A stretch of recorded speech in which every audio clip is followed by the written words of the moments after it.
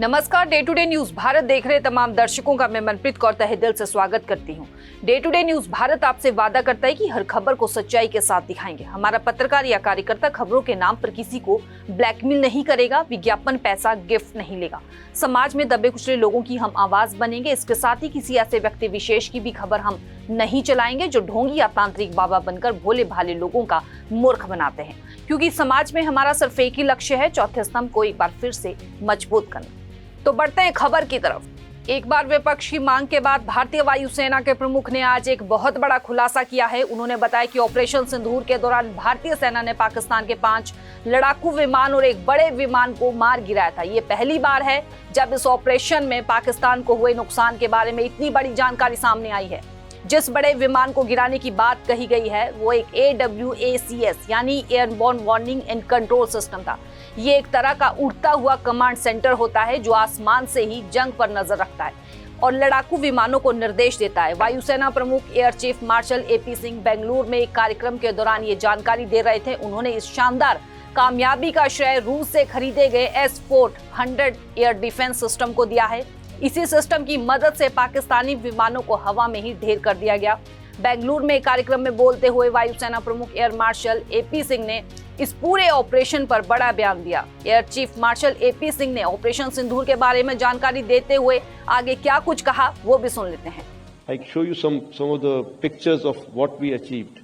Now, before and after the attack, of course, these are satellite pictures, and after the attack pictures are immediate pictures that we got.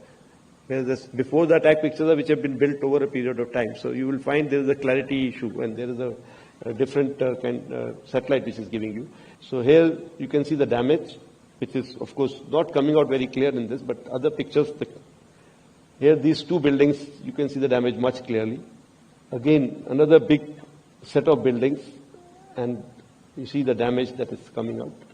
What I can show you here is there's hardly any collateral that you see. Of course, from that distance, it is not very easy to make out, but still all the adjacent buildings are fairly intact. The buildings that were targeted were based on intelligence. And this is the main building of theirs, where the weapons have gone in, and it's badly damaged. Now, one thing which was good this time was that not only did we have these satellite pictures, we also had a lot of input from the locals, media, which was giving us the inside pictures, because these were areas which were open to public kind of areas also.